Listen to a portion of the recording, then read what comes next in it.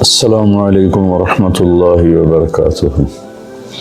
بسم اللہ الرحمن الرحیم، والصلاة والسلام علی رسولہ الکریم وعلی آلہ واصحابہ اجمعین، اما بعد۔ میرے محترم بھائیوں اور بہنوں، رمضان المبارک کا رحمتوں والا برکتوں والا مہینہ چل رہا ہے۔ اللہ تعالیٰ اپنی رحمتوں سے ہمیں نوازے اور ان اعمال سے ہماری حفاظت فرمائے جس سے رحمتیں اٹھ جاتی ہیں۔ ابھی ایک حدیث میرے ذہن میں آئی جب میں ریکارڈنگ کے لیے آ رہا تھا، میں نے چاہا آپ سے بھی شیئر کروں۔ یہ دو حدیثیں ہیں، ان کو جمع کر کے میں ایک نتیجہ اخذ کرتا ہوں، وہ آپ کے سامنے پیش کرتا ہوں۔ اللہ کے نبی صلی اللہ علیہ وسلم مدینہ میں تھے تو جبریل انسانی شکل میں آئے اور آپ کے سامنے اتحیات کی شکل میں بیٹھ گئے اور آ کر آپ سے پوچھا مل اسلام، یا رسول اللہ اسلام کیا ہے؟ عمر رضی اللہ تعالیٰ عنہ فرماتے ہیں کہ ایک نوجوان تھا، وہ آ کے مجلس میں بیٹھا تو شدید بیاض الثياب وشدید سواد الشعر لا يرى عليه اثر السفر ولا يعرفه منا احد۔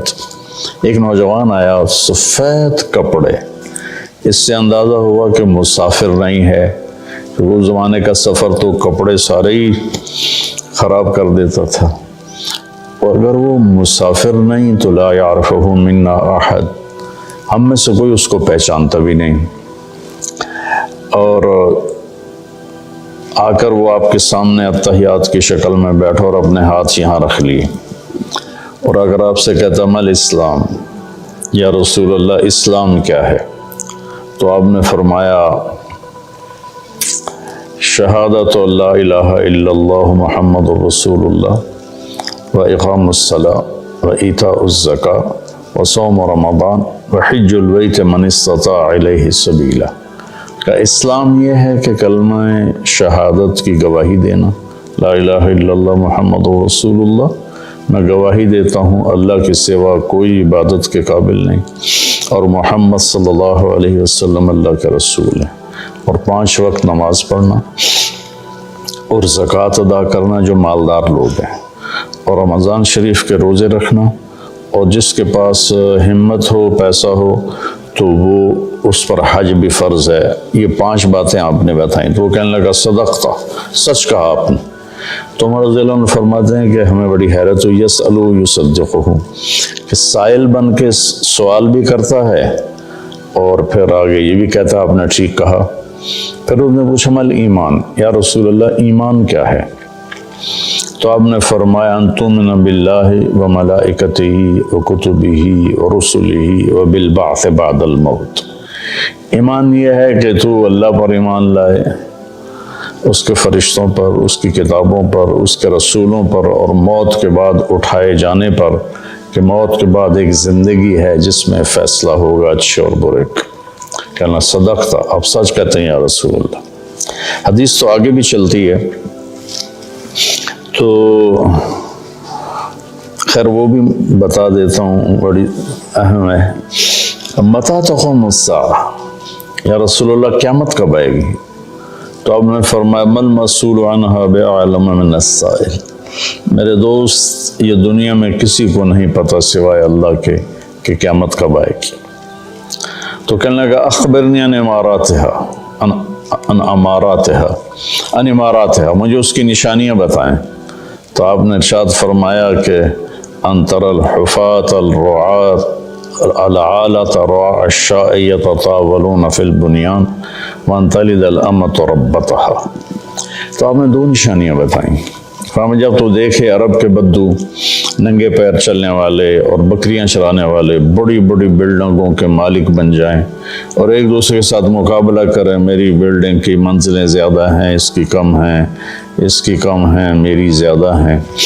ایک یہ بتائی، اور دوسری یہ بتائی جب تو یہ دیکھے کہ بیٹیاں بھی ماؤں کو ذلیل کرنے لگ جائیں، یہ خاص طور پر بیٹی کا ذکر کیا کہ بیٹے عام طور پر زیادہ سرکش ہوتے ہیں اور بیٹیاں اکثر دھیمے مزاج پر ہوتی ہیں، ماؤں کا ساتھ دیتی ہیں، تو آپ نے فرمایا خاص طور پر جب بیٹیاں بھی ماؤں کو ذلیل کریں۔ جب بھی میں حدیث بیان کرتا ہوں تو مجھے ایک واقعہ یاد آ جاتا ہے۔ ایک بیٹی اپنی ماں سے کہہ رہی تھی بھونک نہیں، بھونکو مت، بھونک نہیں، وہ ہماری زبان میں تھی بھونک نہیں، اور اس کی ماں کچھ بھی نہیں کہہ رہی تھی، صرف اس کے خاموش آنسو ایسے بالکل لڑیوں کی طرح بہہ رہے تھے، ایسے ایسے ایسے ایسے ایسے۔ تو آپ نے فرمایا جب ماؤں کی بیٹیاں بھی عزت نہیں کریں گی اور ان کو ذلیل کریں گی تو بس پھر سمجھو کہ قیامت قریب ہے۔ اس کے بعد وہ اٹھے اور چلے گئے۔ پھر آپ نے حضرت عمر سے فرمایا بعد میں کہ جانتے ہو یہ کون تھا؟ کہا جی نہیں۔ کہا یہ جبریل تھے جو تمہیں دین سکھانے کے لیے آئے تھے، سوال کی شکل میں۔ تو یہاں اسلام کا جواب آتا ہے 5 ارکان اور ایمان کا جواب آتا ہے 5 عقیدے، اللہ پر، ملائکہ پر، کتابوں پر، رسولوں پر اور موت کے بعد کی زندگی پر۔ یہ 5 یہ اور 5 ہو، یہ ایمان، 5 عقیدے اور اسلام 5 اعمال۔ لیکن آخری حج میں جب اسلام مکمل ہو چکا ہے، پورا دین نازل ہو چکا ہے، الیوم اکملت لکم دینکم واتممت علیکم نعمتی ورضیت لکم الاسلام دینا، یہ عرفات میں یہ آیت نازل ہو چکی ہے اور دین کے مکمل ہونے کی خوشخبری دی جا رہی ہے۔ صرف اسی امت کو یہ خوشخبری ملی اور کسی کو نہیں ملی۔ تو وہاں عمر بن عبسہ رضی اللہ تعالیٰ عنہ ایک صحابی ہیں جو حج میں ہی شریک ہوئے۔ پہلے مکہ میں آئے تھے تو آپ نے کہا ہم بہت کمزور ہیں، ابھی چلے جاؤ، جب اللہ ہمیں طاقت دے گا پھر آ جانا۔ تو یہ کلمہ پڑھ کے چلے گئے اور پھر یہ آئے جب آپ حج میں تھے تو انہوں نے حجۃ الوداع میں سوال کیا۔ کس جگہ پر یہ ہو سکتا کہیں لکھا ہو، مجھے یاد نہیں، کہ یا رسول اللہ مل اسلام۔ اب جبریل مل اسلام اور یہ بھی کہہ رہے ہیں مل اسلام۔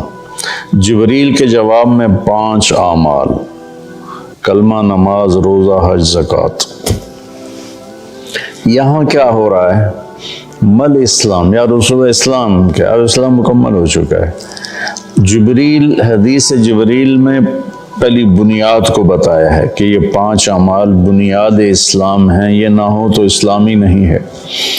اب یہاں اس کی آخری چھت کو بتایا جا رہا ہے کہ چھت جو مکمل ہوتی ہے تو گھر کہلاتا ہے، چھت نہ ڈالی گئی ہو تو گھر نہیں ہوتا، رہنے کے قابل نہیں ہوتا، نہ خود رہ سکتا ہے مالک، نہ کسی کو بلا سکتا۔ جب وہ چھت ڈال لیتا ہے تو خود بھی رہتا ہے، مہمانوں کو بھی بلاتا ہے۔ تو اب یہ جو حدیث پاک ہے نا، یہ اسلام کی آخری چوٹی کو بتا رہی ہے۔ وہ کہتا ہے مل اسلام، ایک اس قسم کا سوال ہے، جواب 2 ہیں۔ آپ نے کہا اطعام الطعام ولین الکلام، اسلام ہے کھانا کھلانا اور میٹھا بول بولنا۔ سبحان اللہ، اللہ تعالیٰ کو سخاوت پسند ہے، سخی سے اللہ کو پیار ہے، چاہے وہ فاسق ہی کیوں نہ ہو، اور بخیل سے اللہ تعالیٰ کو پیار نہیں ہے، چاہے وہ تہجد گزار ہی کیوں نہ ہو۔ جو پیسے کا پجاری ہے، یحسب مالہ اخلد ان مالہ اخلدا جمع مالا وعددا، تو یہ اللہ کو انتہائی ناپسند ہے جو پیسے جوڑ کے نہ اپنے اوپر خرچ کرتا ہے، نہ بچوں پہ خرچ کرتا ہے، بس مال بڑھا رہا ہے، کاروبار بڑھائے جا رہا ہے۔ تو یہ اللہ سے اس کی دوستی کبھی نہیں ہو سکتی۔ تو اطعام الطعام، کھانا کھلانا، ولین الکلام، اور نرم بول بولنا، نرمی والا بول بولنا، نرمی والا بول بولنا، نرمی والی گفتگو کرنا، یہ اسلام کی انتہا ہے۔ تو کھانا تو بہت لوگ کھلاتے ہیں، لیکن زبان کا بول نرم ہو، میٹھا ہو، یہ امت سے نکل گیا ہے، کم از کم بر صغیر سے تو نکل گیا ہے۔ باقی دنیا بھی پھرا ہوں، دست و گریباں ہیں اور پیچھے زبان کا بول ہے، رشتے ٹوٹ رہے ہیں، محبتیں ختم ہو رہی ہیں اور خاندان بکھر رہے ہیں۔ اس کے پیچھے کہیں کہیں جائیداد کے جھگڑے بھی ہیں، لیکن زیادہ جس چیز نے آگ لگائی ہے وہ ہے یہ زبان کا بول۔ میرے نبی نے حضرت معاذ بن جبل رضی اللہ عنہ سے فرمایا، معاذ تمہیں ساری شریعت کا خلاصہ بتاؤں؟ تو انہوں نے کہا جی کیا ہے؟ تو آپ نے ایسے کیا، یہ دیکھیں میری 2 انگلیاں، اور یوں زبان کو اس طرح کر کے پکڑا، ایسے نہیں پکڑا، ایسے پکڑا، ایسے کہ غلط بول پر اس کو کاٹ دو، نفرت والے بول پر اسے کاٹ دو، دل دکھانے والی بات پر اسے کاٹ دو، چپ ہو جاؤ، خاموش ہو جاؤ۔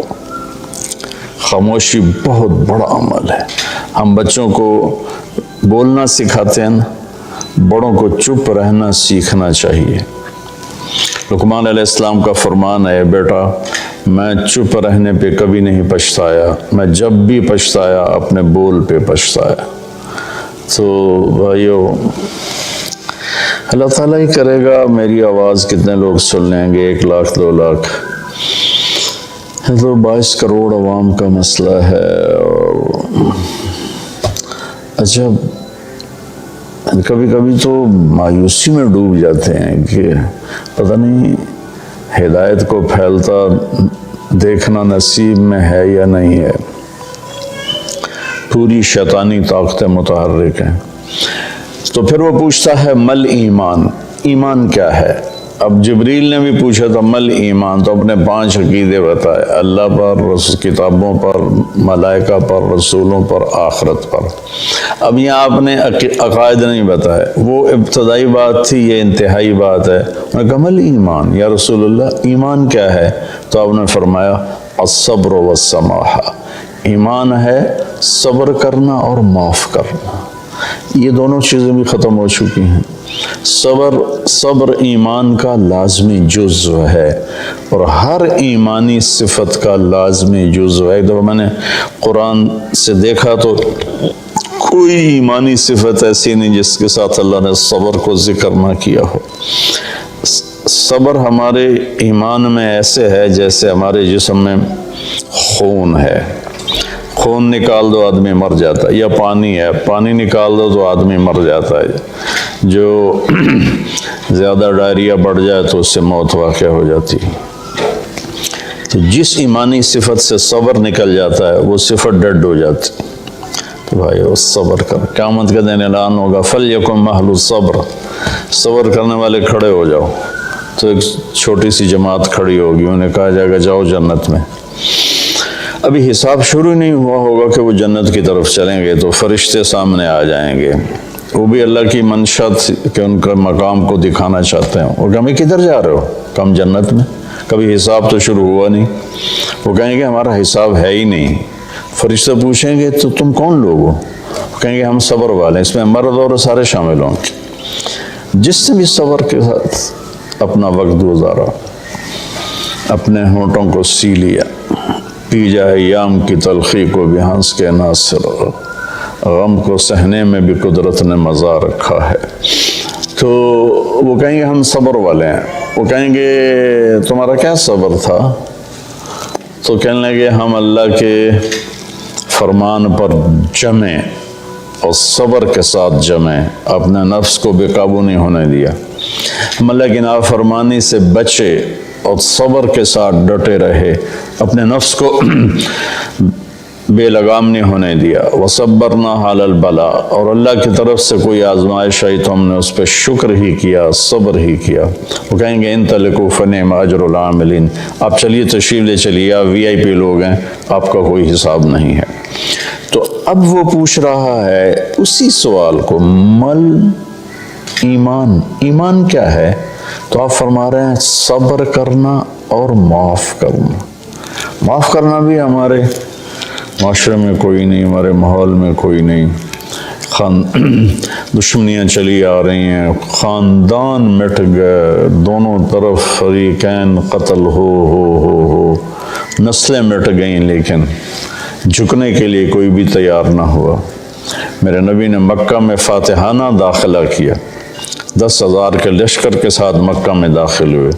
آج موقع تھا کہ سب کے لیے پھانسیاں تیار ہوتی، ایک ایک کر کے سب کو پھانسیوں پہ لٹکایا جاتا، اور آپ نے بیت اللہ کے دروازے کی چوکھٹ کو پکڑ کے یوں کھڑے ہو کر فرما انا صانع بکم، آج تم میرے تابع ہو، میں تمہارے ساتھ کیا سلوک کروں گا۔